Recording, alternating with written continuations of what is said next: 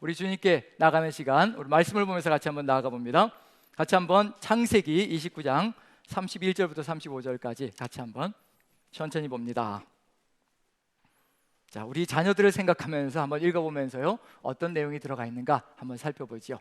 자, 31절부터 35절까지 천천히 같이 한번 봉독합니다. 같이 시작.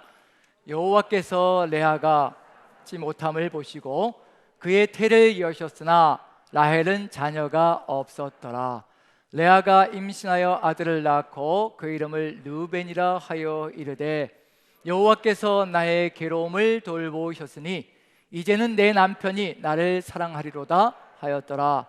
그가 다시 임신하여 아들을 낳고 이르되 여호와께서 내가 사랑받지 못함을 들으셨으므로 내게 이 아들도 주셨도다 하고 그의 이름을 시므온이라 하였으며, 그가 또 임신하여 아들을 낳고 이르되 내가 그에게 새 아들을 낳았으니 내 남편이 지금부터 나와 연합하리로다 하고 그의 이름을 레위라 하였으며, 그가 또 임신하여 아들을 낳고 이르되 내가 이제는 여호와를 찬송하리로다 하고 이로 말미암아 그가 그의 이름을 유다라 하였고 그의 출산이 멈추었더라. 아멘, 아멘. 야곱의 가족의 이야기 속에 들어가 있는 이야기인데요, 자녀들에 대해서 오늘은 가정의 날이 시작되어지는, 가정의 달이 시작되는 이제 5월의 시작점입니다. 5월 1일이고요. 거기에 덧붙여서 오늘은 또 주일인데 어린이 주일로 또 우리가 또 이렇게 같이 나누며 가고 있는 시간입니다. 다음 주는 어버이 주일, 그 다음 주는 스승의 주일, 이렇게 해서 가정의 달, 이 한 달이 가정 중심으로 해서 나아가는 그런 시간이 되는데요, 가정하면은 우리 모두가 다 가정을 일구고 있기 때문에 아마 소중한 의미를 가지고 있지 않을까라는 생각을 가져봅니다. 그래서 자녀들이 부모의 꿈인가, 하나님의 꿈인가, 그리고 세상의 꿈인가, 그걸 가지고 같이 한번 말씀을 나누면서 아버지의 마음이 어떠한지 같이 한번 누려봤으면 참 좋겠다는 생각입니다.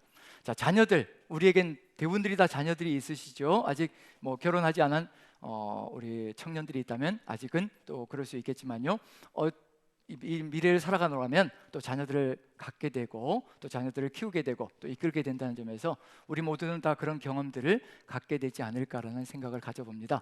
자, 자녀들을 키우면서, 자녀들을 바라보면서 어떤 느낌이 드시나요? 마냥 기쁘고 행복하기만 하신가요? 아니면 마음속에 뭔가 무거운 짐 같은 것도 느껴지시나요? 이제 짐짝 같은 느낌이 드시나요? 1부 때 설교 말씀을 딱 전하고 이제 다 끝나고 돌아가시면서 권사님 한 분이, 이 권사님이면 이제 애를 다 키워서요, 다 결혼을 시켜가지고 손주들도 한 셋 정도 되는 그런 분이신데 나가시면서 그러시는 거예요. 자녀는 평생 해산의 고통입니다. 그 말이 그렇게 가슴에 파가 닿는 거예요. 해산의 고통은 얼마나 큰 것인지 이미 겪어보신 분들도 아시고 또 옆에서 그걸 지켜본 남편분들도 아시거든요. 저도 두 아이 태어날 때 옆에서 지켜봐서 그 고통이 얼마나 큰 것인지, 그리고는 심지어는 저는 그런 생각도 했습니다. 차라리 아내는 누워서 진통을 하고 있지만 저는 서가지고 7시간, 8시간을 그냥 옆에서 손잡아주고 있을 때 다리가 부러지는 줄 알았어요. 7시간, 8시간이요. 소파는 저 뒤에 가 있어가지고 만약에 소파에 가서 앉았다가는 또 나중에 출산한 다음에 인간 이하의 취급을 받을까봐 뒤로 가서 앉지도 못하고 초산일 때 7, 8시간을 그냥 손잡고 있었어요. 그래서 다리가 부러지는 줄 알았는데 속으로는 당신은 누워서라도 있지, 나는 서서 이게 무슨 일인가. 그래서 아이고 소리가 나오는군요. 해산의 고통이 어떤 것인지 같이 실감을 했던 적이 있는데, 어쨌든 이 자녀를 낳고 양육한다는 것은 결코 쉽지 않다는 거, 낳는 것도 힘들지만 평생을 통해서 이끌어 나가는 것도 쉽지 않다는 거. 그래서 요즘 이 어르신들 뵈면은 지금 권사님들 다들 이렇게 열애하셔서 교회 사역에서는 열애하셨는데 또 어디에서는 열애가 안 되느냐면요, 이게 집안 사역에서는 손주가 태어나기 시작하니까 이제 손주들을 보시느라고 평생 애프터 서비스를 하시느라고 애를 쓰시고 가시는 모습들을 보면서 자식은 평생의 책임이구나, 그런 느낌이 들 때가 참 많습니다. 그런 가운데에서 정말 이 자녀들이 누구의 꿈인가, 우리의 꿈인가, 하나님의 꿈인가, 아니면 세상의 꿈인가, 우리가 혼돈을 가질 때가 상당히 많습니다.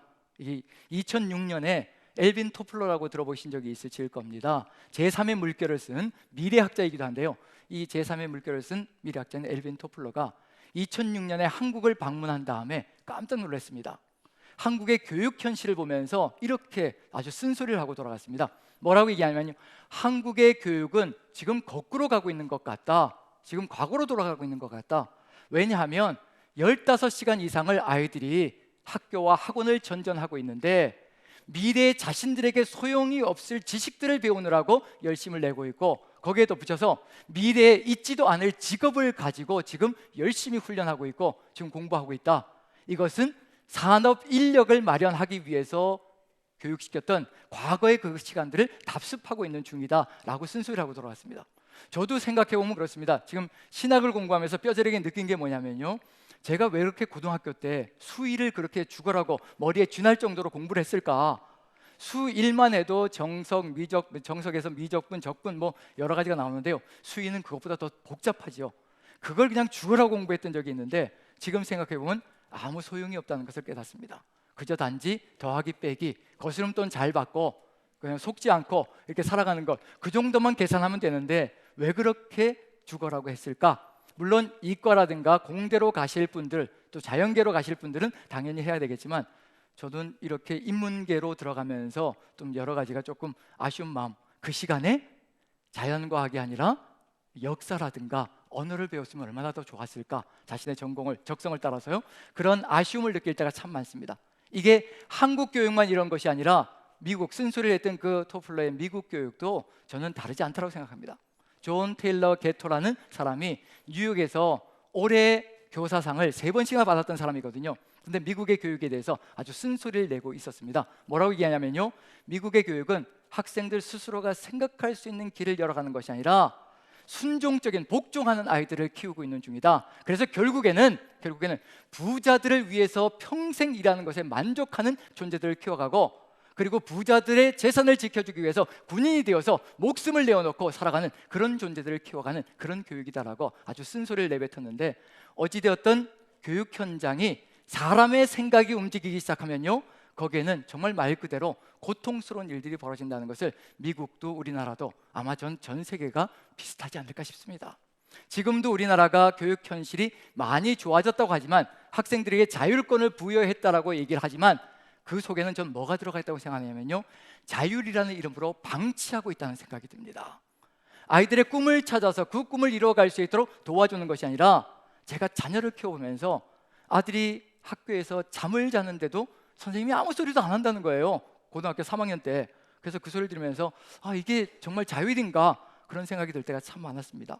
그러면서 정말 꿈을 키워주는 교육이 아니라 아이들이 따라오지 못하면 방치하고, 따라오는 아이들은 또 15시간, 16시간을 밤늦게까지 공부시키는 그런 일들이 벌어지는 이 현상 속에서 정말 우리가 제대로 걸어가고 있는 것인가, 하나님의 교회는 이런 상황 속에서 어떻게 자녀들을 이끌어 가야 될 것인가. 오늘 지금 이 시간 2부 시간에는요, 지금 유치부, 초등부, 그 다음에 유년부에 자녀들을 둔 부모님들 또한 이곳에 많이 참여하고 있다는 점에서 지금 우리가 하나님의 마음으로 같이 나아가지 않는다면 우리도 똑같은 일들을 벌일 수 있을 것이라는 것을 마음에 새긴다면, 지금 하나님께서 우리 자녀들을 향하여, 또 우리들을 향하여 가지고 있는 꿈은 무엇인가, 그것들을 같이 바라보며 나아가야 될 때가 아닌가라는 생각이 듭니다. 그래서 어느 가정을 같이 보려고 하냐면요, 야곱의 가정, 오늘 본문 속에서 읽었는데 야곱의 가정을 보면서 하나님의 꿈이 아니라 인간의 꿈이 들어갈 때 가정이 어찌 되고, 또 하나님의 꿈이 들어갈 때, 하나님의 꿈으로 나아갈 때 어떤 역사가 펼쳐질 것인가, 그것을 같이 바라보면서 지금 우리가 서 있어야 될 위치가 어떤 것인지 같이 한번 바라봤으면 좋겠다는 생각입니다. 지금 야곱의 가정에 야곱이 2 아내를 얻었습니다. 레아와 라헬, 자매들인 거죠. 자매들이니까 당연히 친분이 좋을 것이라고 생각할 수 있지만 자매임에도 불구하고 마음속에 한이 서려 있습니다. 그 한은 뭐냐면, 레아는 남편에게 사랑받지 못하고 있고요, 라헬은 남편의 사랑을 끔찍하게 받고 있지만 그럼에도 불구하고 한 가지 부족한 게 있는 거죠.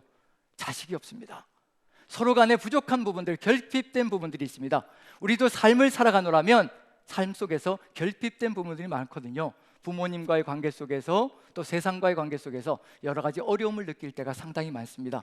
이런 상황 속에서 우리가 누구를 바라보며 걸어가야 될 것인가, 오늘 이제 레아와 라헬의 이야기를 통해서, 자녀들이 탄생되어진 이야기를 통해서 그들의 이름들이 어떻게 지어지고 있으며 그 이름의 의미는 도대체 뭐고, 그 속에 들어가 있는 것은 도대체 무엇인가 같이 한번 보려고 합니다. 자, 먼저 레아가 4명의 아들을 낳습니다. 하나님께서 레아가 남편에게 사랑받지 못함을 보시고 측은히 여기셔서 태를 여셨습니다.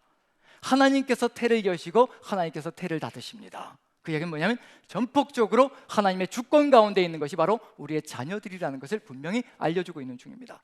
그 자녀들 4명이 이제 레아를 통해서 태어나는데 이름을 짓는 내용들이 아까 우리가 읽었던 본문의 내용입니다. 자, 이름의 의미가 무엇인지, 그 속에 들어가 있는 의미가 무엇인지 한번 같이 살펴봅니다. 도표를 보시면서요, 같이 한번 보시죠. 자, 먼저 첫째 아들이 태어났을 때 이름을 르우벤이라고 짓습니다. 르우라는 단어는 보라라는 뜻이고요, 보다라는 단어의 명령형입니다. 보라라는 뜻이고 벤은 아들이라는 뜻입니다. 르우벤, 그래서 보라 아들이라, 그 의미가 됩니다. 그런데 이렇게 아들의 이름을 보라 아들이라고 지은 이유가 무엇인지 레아의 마음속에 들어가 있는 소망이 있습니다. 같이 한번 읽어볼까요? 같이 읽습니다. 시작. 이제는 내 남편이 나를 사랑하리라. 자, 어떤 내용이 들어가 있을까요? 이 아들을 향한 하나님의 뜻을 바라보려고 하는 중일까요? 이 아들을 통해서 자기가 누리지 못하는 것, 자기가 지금 갖고 있지 못한 것을 얻으려고 하는 마음이 들어가 있는 건가요? 이 아들을 통해서 이제는 내 남편이 나를 사랑하리라. 아들의 삶의 의미가 아니라, 아들이 이 땅에 온 의미가 아니라 이 아들을 통해서 자신이 원하는 것을 얻으려고 하는, 결핍되어진 것을 얻으려고 하는 그런 마음이 레아의 마음속에 들어가 있습니다. 둘째 아들이 태어났습니다. 이름을 시므온이라고 짓습니다. 시므온은 샤마라는 단어, 들었다, 듣다라는 단어를 가지고 이름을 만들어낸 겁니다. 그래서 시므온이라고 짓고 들으셨다. 그런데 무엇을 어떻게 들으셨는지 한번 읽어봅니다. 같이 한번 읽어보죠. 시작. 여호와께서 내가 사랑받지 못함을 들으셨다. 계속해서 뭐가 가득히 들어차 있는지 보십시오. 자신의 삶에 애환이 가득히 들어가서 그것을 획득하려고, 얻으려고 안간힘을 쓰는 것이 이 아들을 통해서, 아들들을 통해서 얻으려고 하는 레아의 모습 속에 들어가 있습니다. 측은하기도 하지요. 하지만 이 모습 속에서 누구의 모습도 발견해 볼 수 있느냐면요, 바로 저 자신의 모습도 발견해 볼 수가 있고요, 우리의 모습도 발견해 볼 수가 있습니다. 왜 그렇게 자식들을 몰아붙이고 있을까? 왜 이렇게 자식들에게 뭔가를 이루라고 계속해서 우리가 하나님 앞에서도 기도하고 있는 중일까? 왜냐하면요, 여기에 내 남편도 들어가 있고 여호와도 들어가 있습니다. 신앙적인 것으로 포장이 되어져 있다는 얘기입니다. 우리의 삶 속에서도 충분히 그럴 수 있는 일입니다. 내가 원하는 것을 얻고 싶어서 여호와까지도 동원하는, 하나님까지도 동원하는 일들이 우리의 삶 속에서도 벌어질 수 있기 때문에 그렇습니다. 그 다음에 또 오시면요, 레위라고 이름을 짓습니다. 레위는 연합하다, 하나로 또 뭉치다, 그런 의미를 가지고 있거든요. 이 연합하다, 얼마나 좋은 뜻인데요. 이 연합이라는 의미가 어떤 목적을 가지고 지어진 이름인가? 같이 한번 읽어봅니다. 같이 시작. 내 남편이 지금부터 나와 연합하리로다. 공동체가 연합되어지는 것, 하나님의 뜻이 그것이라고 한다면요, 우리는 결국 나를 위해서 연합되어지기를 원하는 것, 그게 우리의 마음속에 들어가 있을 때가 많습니다. 하나님께서도 우리에게 각자마다 소명을 주시고 꿈을 주셨는데 그 꿈이 나만을 위한 것인가, 아니면 우리 공동체를 위한 것인가, 하나님 나라를 위한 것인가, 끊임없이 우리가 고민하고 기도하며 하나님께 나아가야 될 내용이 될 것입니다. 자, 마지막 부분을 보시면요, 이름을 유다라고 짓습니다. 유다라는 이름의 뜻은 찬송하다라는 뜻입니다. 그런데 그 찬송이, 자, 이제 한번 읽어봅니다. 같이요. 시작. 내가 이제는 여호와를 찬송하리로다. 이제 어떤 의미의 찬송일까요? 이제 아들을 넷이나 낳았으니까 누가 이제 나와 함께 하나 되어져서 살아갈 것이라는 기대감이 가득 들어차 있다는 얘기인가요? 이제 남편이 나와 연합되어져서 나와 하나 되어질 것이라는 그런 목적과 의미가 가득 들어차 하나님을 찬양하는 길로 나아갑니다. 교차되어져 있죠. 내 남편이 들어가 있고 여호와가 들어가 있고요, 내 남편이 들어가 있고 여호와가 들어가 있습니다. 우리의 신앙의 모습일 수 있다는 얘기입니다. 바로 나 자신의 신앙의 모습일 수가 있습니다. 내가 원하는 것을 이루어 달라고 하면서 이것이 하나님의 뜻입니다, 하나님의 일입니다라고 우리는 얼마든지 각색할 수가 있고요, 포장할 수가 있습니다. 정말 거기에 순수하게 하나님을 위하여 우리가 그 뜻을 바라며 가고 있는가? 우리의 자녀들까지도 우리가 바라볼 때 정말 순수하게 하나님께서 이 땅에 우리 자녀들을 선물로 보내셨고 우리 하나님의 뜻을 이루어가기 위해서 이 자녀들을 맡기셨다라고 우리가 생각하며 걸어가고 있는가? 짐스럽다는 것이 정말 하나님께서 맡기신 그 소명을 우리가 잘 이루어가야 되겠다는 그런 소명의식을 가지고 우리가 기도하며 나아가는 그런 삶일까라는 것도 한번 돌아봐야 될 필요가 있을 것 같습니다. 여기서 분명히 들어가 있는 건 뭐냐면요, 지금 부모의 한이, 엄마의 한이 서려져 있다는 겁니다. 자신이 이루지 못한 것, 자신이 갖지 못한 것, 자신이 누리지 못한 것을 자식을 통해서 누려보고 자식을 통해서 얻어보겠다는 그런 마음이 이 안에 가득 들어차 있습니다. 이렇게 되면 어떤 길이 열릴 것인가? 경쟁이 치열하게 벌어질 겁니다. 하나님의 교회 안에서 그런 일이 벌어질 수 있다는 얘기가 되는 거죠. 자, 이렇게 레아가 이런 소망을 가지고 있다면 남편의 사랑을 받으려고 안간힘을 쓰고 있습니다. 그러면 이제 라헬은 남편의 사랑을 극진하게 받고 있는 중이거든요. 그러면 달라야 될 거라는 얘기거든요. 남편의 사랑을 극진하게 받고 있고 그 사랑 가운데 거하고 있는 여인이라면 이제 자녀들을 바라보면서 하나님의 뜻이 무엇인가를 묻고 그 길로 나아가는 길을 열어가야 될 터인데, 이제 라헬에게 자식이 없습니다. 그런데 라헬이 남편 야곱에게 나에게 아들을 낳게 하라라고 큰 소리칩니다. 그러면 죽겠노라고, 그러지 않으면 죽겠노라고 그렇게 야단을 칩니다. 그러자 야곱이 내가 하나님이냐, 내가 어떻게 태를 열며 내가 어떻게 자식을 줄 수 있겠는가 라고 화를 버럭냅니다. 그래서 이 라헬이 할 수 없어서 자기의 시종인 여종인 빌하를 남편 야곱에게 줍니다. 그렇게 해서 아내가 되게 해서요, 이제 아들을 둘을 낳습니다. 이 둘을 낳는데 라헬이 이름 붙이는 그 이름을 보면 어떤 의미를 가지고 있는 것인지, 어떤 마음인지 또 한번 느껴볼 수 있을 것 같습니다. 한번 보시죠. 자, 라헬이 빌하를 통해서 아들을 얻습니다. 첫째 아들을 낳자마자 이름을 단이라고 짓습니다. 단은 심판하다, 판단하다 라는 의미를 가지고 있는 히브리어 단어입니다. 거기에 대해서 억울함을 판단하셨다, 나의 억울함을 판단하셨다고 얘기합니다. 그리고 나서 뭐라고 얘기하는지 한번 읽어봅니다. 같이 한번 읽어보죠. 시작. 하나님이 내 억울함을 푸시려고 내 호소를 들으셨다. 누구의 호소? 누가 억울한 것인가? 레아도 억울함으로 가득 들어차 있고 남편의 사랑을 빼앗겼으니 라헬은 도대체 무엇이 억울할까? 남편의 사랑이 가득 들어차 있는데 아들이 없기 때문에 억울하다라고 그 억울함을 토로하고 있는 중입니다. 그래서 이름을 단이라고 지었다고 얘기합니다. 이 속에 뭐가 들어가 있을까? 그 다음 아들이 태어나면 어떤 이름이 될 것인가를 이미 보여주고 있는 중입니다. 지금 누구와 경쟁하고 있는 중인가? 지금 언니 레아와 아들의 숫자를 놓고 경쟁하고 있는 중입니다. 다투고 있는 중이라는 얘기거든요. 그러다 보니까 그 다음 아들은 당연히 이름이 주어진 거나 마찬가지입니다. 둘째를 낳자마자, 빌하가 둘째를 낳자마자 이름을 납달리라고 짓습니다. 납달리는 경쟁하다라는 뜻입니다. 누구와 경쟁하고 있을까요? 이름의 의미를 살펴보면요, 자, 같이 한번 읽어보죠. 같이 시작. 내가 언니와 크게 경쟁하여 이겼다. 지금 라헬은 자신에게 없는 것을 놓고 싸우고 있는 중입니다. 언니는 아들들이 많으나 남편의 사랑이 없고, 그래서 남편의 사랑을 갈구하며 아들들을 통해서 그것을 얻으려고 몸부림을 치고 있고, 라헬은 남편의 사랑은 있으나 아들이 없으니 언니와 더불어 경쟁하며 언니보다 더 많은 아들들을 얻으려고 안간힘을 써대며 가고 있는 중입니다. 여기에 뭐가 들어가냐면요, 자식을 바라보며 자신의 결핍을 채우려고 하는 그런 내용들이 다 들어가 있습니다. 이것이 자녀들의 꿈인가, 아니면 세상의 꿈인가, 아니면 정말 하나님께서 이 자녀들을 보내신 그 꿈이 이 안에 들어가 있는 것인가? 지금 여기서는 그걸 찾아볼 수가 없습니다.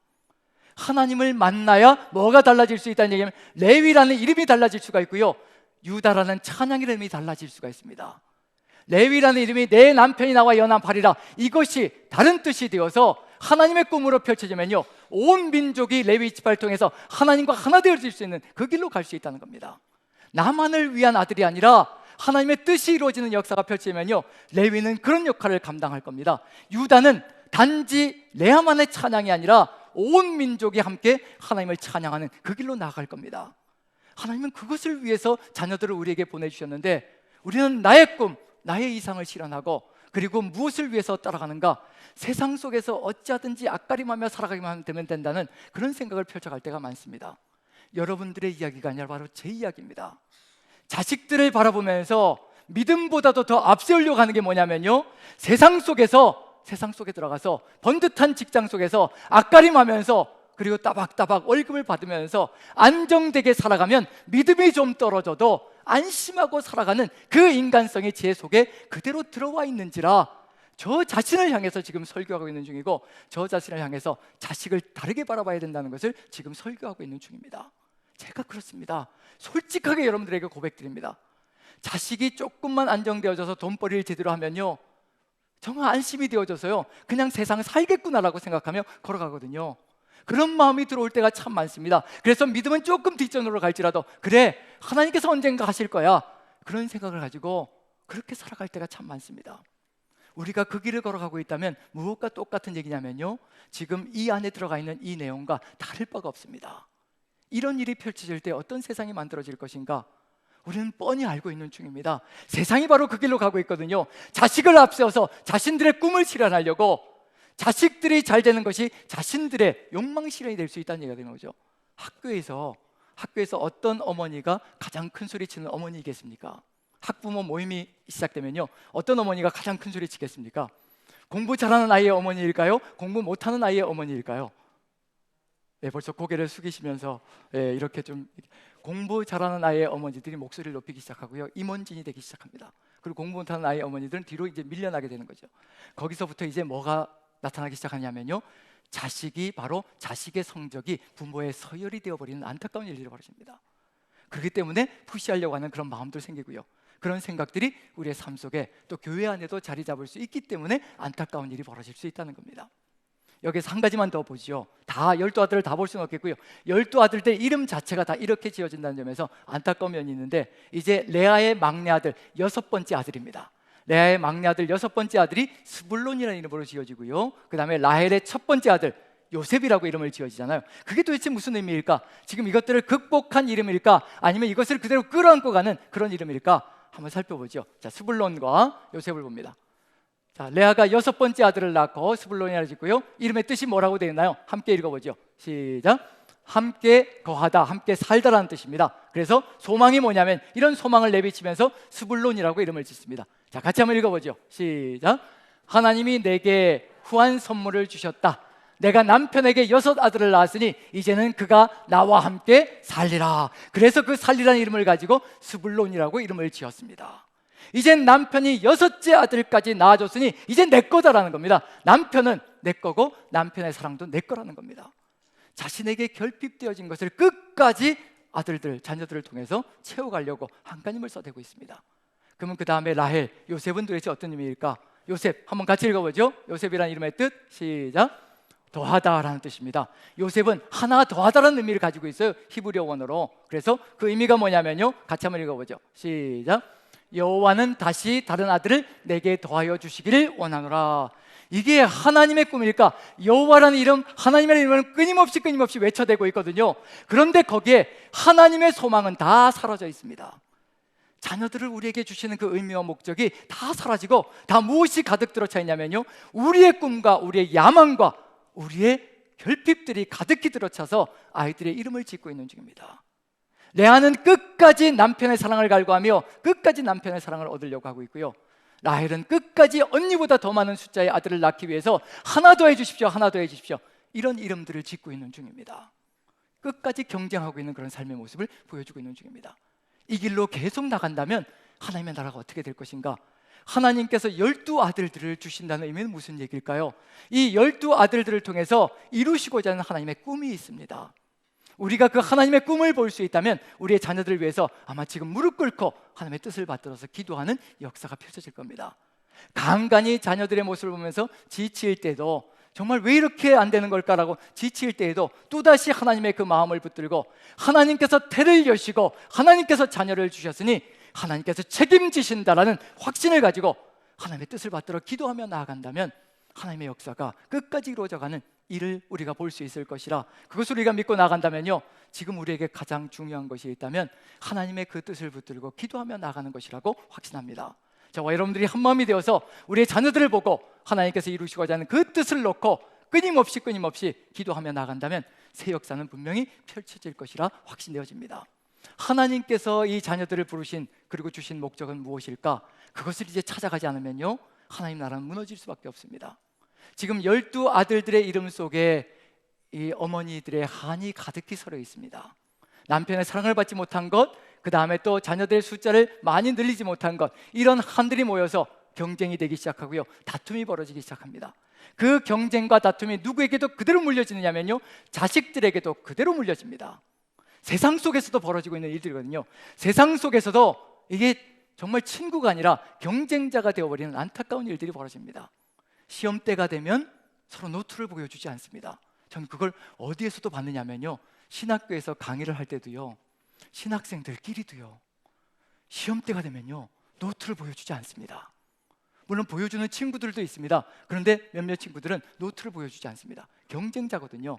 언젠간 나가서 목회 현장 속에서도 경쟁자가 될 수 있다는 거, 내가 더 우위를 점해야 어찌하든지 더 나은 삶을 살아갈 수 있다는 그런 생각들이 마음속에 들어갈 때가 있습니다. 우리는 또 공부만 잘하면 그러한 성격을 가지고 자라는 것에 대해서도 또 그대로 묵과하는 그런 일들도 벌어질 수 있습니다.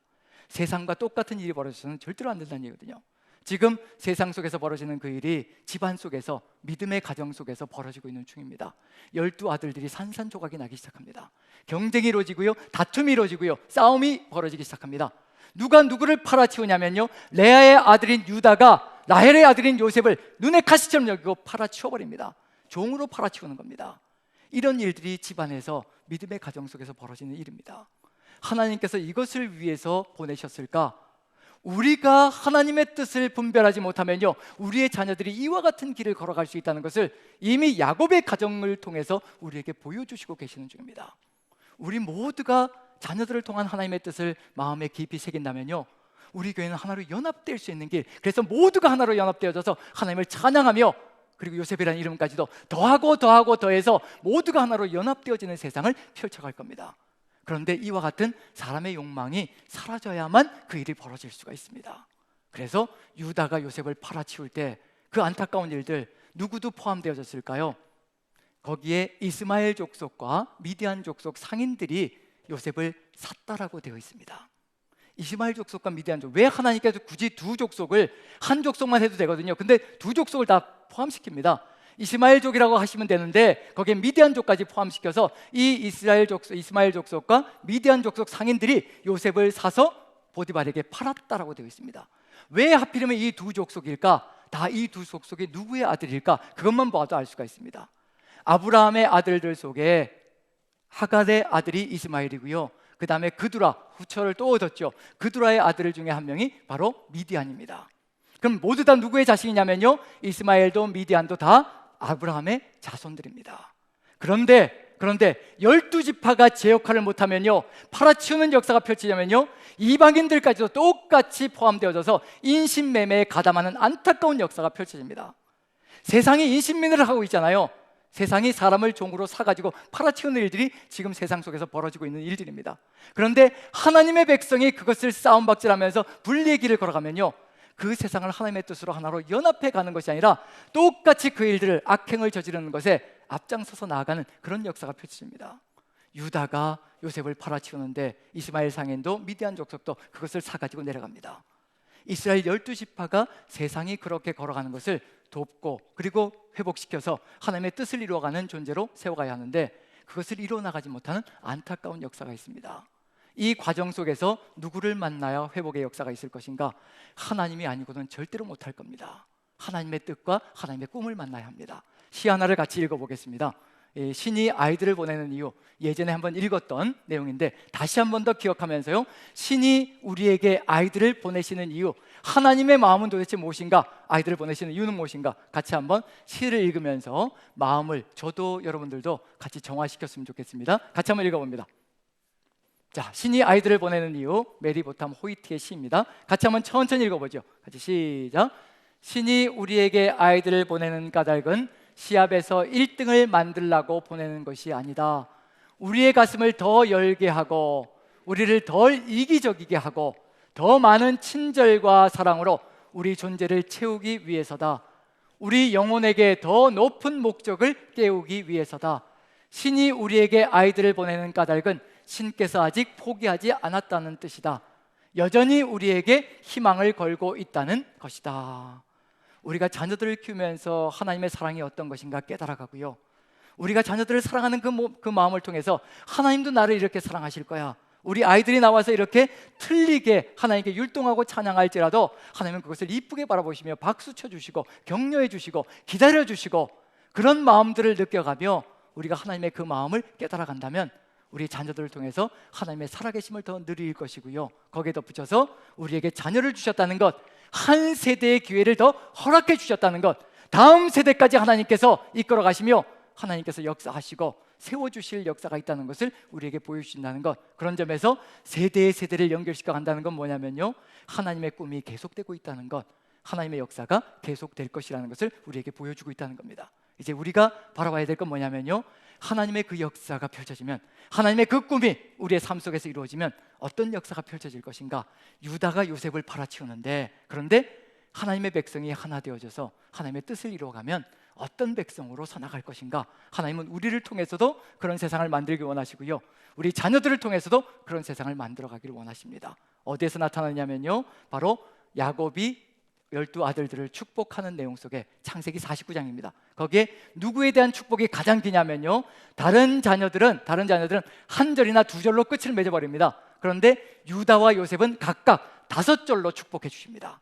이 유다와 요셉이 만나지 않으면 절대로 회복될 수 없다는 것을 보여주고 있는 중입니다. 그게 바로 우리가 하나님의 교회 안에서 아버지의 뜻을 받들어 나아가야 될 삶이고, 우리의 자녀들에게 이루어가야 될 삶의 길이라는 것을 생각해 본다면, 한번 읽어보면서요, 어떠한 하나님의 꿈이 자녀들 속에 들어가 있는가, 그 하나님의 꿈이 이루어지면 어떤 세상이 만들어질 것인가 한번 같이 바라보면서 나아갔으면 좋겠습니다. 창세기 49장입니다. 우리 5절씩 다 읽기는 너무 복잡하고요, 그래서 2절씩만 요약을 해서 유다에게 주신 하나님의 꿈은 무엇인가, 요셉에게 주신 하나님의 꿈은 무엇인가, 이것이 우리 안에 들어가 있고 우리 자녀들에게도 들어가 있습니다. 자, 먼저 유다를 한번 살펴봅니다. 8절과 10절입니다. 같이 한번 읽어보죠. 시작. 유다야, 너는 내 형제의 찬송이 될지라. 내 손이 내 원수의 목을 잡을 것이요, 내 아버지 아들들이 내 앞에 절하리로다. 규가 유다를 떠나지 아니하며 통치자의 지팡이가 그 발 사이에서 떠나지 아니하기를 실로가 오시기까지 이르리니 그에게 모든 백성들이 복종하리로다. 백성이라고 되어져 있는데 히브리어는 복수형으로 되어 있습니다. 백성들, 이스라엘 민족 12지파만을 의미하는 것이 아니라요, 세상 모든 민족들이 유다를 통하여서 하나로 연합되어질 것이라는 것을 보여주고 있는 중입니다. 유다가 바로 세상을 하나로 연합하여 왕권을 가지고 이끌어 나가는 다스리는 존재가 될 것이라는 것을 그대로 보여주고 있는 중입니다. 지금 여기서 분명한 건 뭐냐면요, 유다는 이스라엘 민족만의 찬양을 이끌어가는 백성이 아니라는 것을 보여주고 있는 중입니다. 온 민족들, 세상 모든 민족들을 하나 연합시켜서 하나님만 찬양하는 백성으로 세워나가는 것, 그것이 바로 유다의 이름의 의미가 된다는 것. 어머니의 한이 서려지면 유다는 단순히 그 어머니의 찬양밖에 되지 않을지 모르겠지만, 하지만 하나님의 꿈과 만나고 하나님의 뜻과 일치되어지면요, 온 세상 모든 민족들을 하나로 합쳐서 하나님을 찬양하는 그 놀라운 민족을 이뤄갈 수 있다는 것, 한 백성을 이뤄갈 수 있다는 것을 보여주고 있는 중입니다. 이렇게 하나로 연합해서 하나의 찬송이 울려 퍼지기 시작하면 그 다음에 요셉을 통해서 어떤 일이 벌어질 것인가, 이러한 역사로 연결되기를 소망하신다는 것, 같이 한번 읽어봅니다. 22절 25절입니다. 같이 시작. 요셉은 무성한 가지 곧 샘 곁에 무성한 가지라. 그 가지가 담을 넘었도다. 내 아버지의 하나님께로 말미암나니 그가 너를 도우실 것이요, 전능자로 말미암나니 그가 내게 복을 주실 것이라. 위로 하늘의 복과 아래로 깊은 샘의 복과 젖먹이는 복과 태의 복이로다. 이렇게 요셉은 어떤 복이 주어질 것인가, 하나님의 놀라운 축복이 가득 찰 것이라는 것을 보여주고 있습니다. 아들을 하나 더 해달라, 그래서 민족을 하나 더 할 때마다 어디로 축복이 담을 넘어가는 역사가 있게 만들고자 하는 하나님의 놀라운 뜻이 있다는 것을 우리가 가슴에 새긴다면요, 이 두 사람이 만나면 어떤 역사가 펼쳐질 것인가. 유다가 온 민족을 모아서, 즉 모든 백성들을 모아서 하나로 연합하여 찬양하는 백성을 만들어 놓고, 거기에 요셉이 그 한 민족 한 민족이 더해질 때마다 하나님의 축복이 그 민족들에게 전달되는 역사, 담을 넘어가는 역사를 이루어간다면 하나님의 놀라운 축복의 통로가 되는 역사가 펼쳐질 것이라는 것을 우리가 안다면요, 이 두 아들이 하나로 연합되어져서 얼마나 놀라운 하나님의 세상이 이루어져 갈 것인가, 바로 우리를 통해서 이루기를 소망하시는 것이고요, 우리의 자녀들을 통해서 이루기를 간절히 소망하십니다. 우리만의 찬양이 아니라 이 세상 모든 민족의 찬양이 되기를 간절히 소망하시고요, 우리만의 축복이 아니라 그 축복이 담을 넘어서 다른 민족에게로, 다른 세상으로 넘어가서 온 세상이 다 하나님의 축복 가운데 거하는 그런 세상을 이루기를 간절히 소망한다는 것을 우리가 마음에 새기면요, 우리가 지금 바라보며 기도해야 될 것이 무엇일까? 하나님은 절대로 우리 자녀들을 낮게 낮추며 살아가지 않게 하실 겁니다.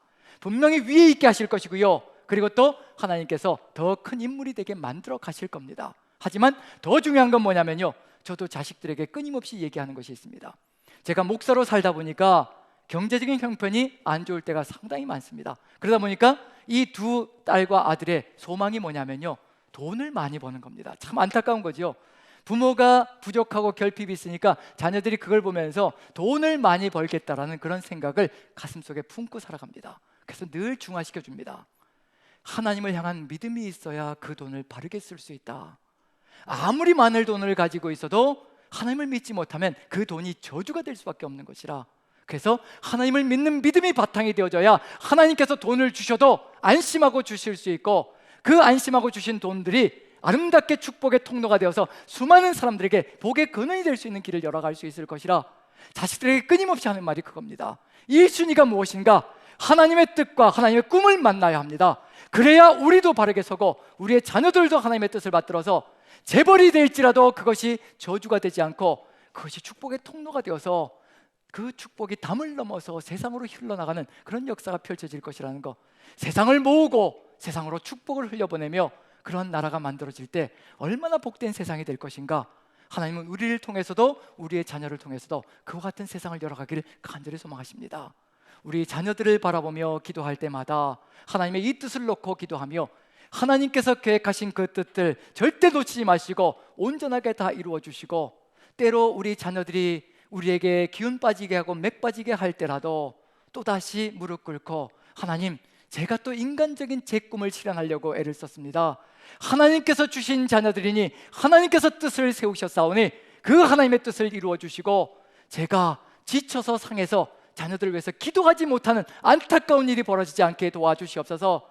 설사 지치고 상할 때라도 하나님의 그 꿈을 가슴에 새기고 자녀들을 위하여 눈물 뿌려 기도하게 도와주시옵소서. 그래야 하나님의 뜻이 온전히 우리에게도 자녀들에게도 온전히 실현되어 하나님의 아름다운 나라, 그것이 바로 자녀들에게도 가장 복된 나라라는 것을 믿기 때문에 그런 세상 이루어지기를 간절히 소망하며 같이 기도하는 저와 여러분들 되시기를 간절히 축원드립니다. 기도하겠습니다. 우리 지금 이 시간은 우리의 자녀들을 놓고 함께 기도했으면 좋겠습니다. 자녀들이 아직 없고 그리고 자녀들이 다 장성해서 이제 모든 것이 다 원만하다면 또 우리가 하나님의 뜻을 더 깊이 깨달아갈 수 있도록 그렇게 같이 기도했으면 좋겠습니다. 하나님께서 뜻하신 바가 무엇인지, 우리를 이곳에 있게 하신 그 목적이 무엇인지, 우리의 자녀들을 이 땅에 있게 하신 그 뜻이 무엇인지 같이 한번 한 목소리로 기도하는 시간 같습니다. 기도하겠습니다. 사랑의 하나님, 우리 주님께서 함께 하시고 은혜 가운데 인도하여 주옵소서. 부족하고 연약하고 미력합니다. 아버지, 오직 주께서 함께하여 주시어 주의 뜻이 이루어지는 자녀들의 삶이 되게 도와주시옵소서. 우리의 꿈이 아니라 우리의 알량한 편협한 아버지, 근시안적인 이런 꿈이 아니라 오직 하나님의 그 놀라운 뜻과 꿈이 정말 바르게 펼쳐질 수 있도록 주께서 함께 하시고 우리 자녀들을 붙들어 주시고 우리에게도 그 소망으로 가득히 채워주셔서 하나님의 그 뜻을 이루어갈 수 있게 은혜를 더하여 주옵소서. 아버지께서 함께 하여 주옵소서. 사랑의 하나님, 우리가 보지 못할 때가 참으로 많습니다. 눈이 열려 있으나 땅만 볼 때가 많고 귀가 열려 있으나 세상의 소리에 귀를 기울일 때가 참으로 많습니다. 우리의 눈을 떠서 주를 보게 도와주시고 우리의 귀를 열어서 하나님의 음성을 듣게 도와주시옵소서. 우리의 모든 고집들과 아집들, 주장들을 내려놓고 살아계신 하나님의 그 뜻을 받들어 우리의 삶을 이끌어가게 도와주시고 우리의 자녀들을 오직 주의 뜻을 향하여 나아갈 수 있게 우리가 무릎 꿇고 기도하며 주님의 뜻을 받들게 도와주시옵소서. 오직 주의 뜻이 이루어질 때 가장 아름다운 나라 하나로 연합되어져 주만 찬양하며 모든 축복이 흘러가는 놀라운 역사 있을 줄 믿기에 주께서 그 역사를 이루어갈 수 있도록 저희들을 사용하여 주시고 인도하여 주시옵소서. 오늘도 끝까지 붙드시고 이끌어 가실 줄로 믿고 우리 구주 예수 그리스도 그 귀하신 이름 받들어 감사하며 기도합나이다. 아멘. 아멘. 우리 다 같이 일어나셔서 563장 예수 사랑하심은 우리 같이 박수 치면서 같이 한번 주님께 찬양 드립니다. 예수 사랑하심을 성경에서 배웠네. 우리들은 약하나 예수 권세 많도다. 날 사랑하신 날 사랑하신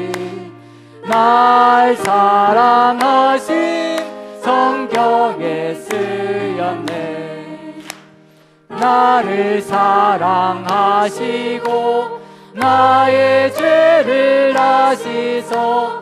하늘 문을 여시고 들어가게 하시네. 날 사랑하신 날 사랑하신 성경에 성경에 쓰였네. 내가 연약할수록 더욱 귀히 여기사 높은 보좌 위에서 낮은 나를 보시네. 날 사랑하신, 날 사랑하신, 날 사랑하신 성경에 쓰였네. 세상 사는 동안에 나와 함께 하시고 세상 떠나가는 날 천국 가게 하소서. 날 사랑하신, 날 사랑하신, 날 사랑하신 성경에 쓰였네. 아멘.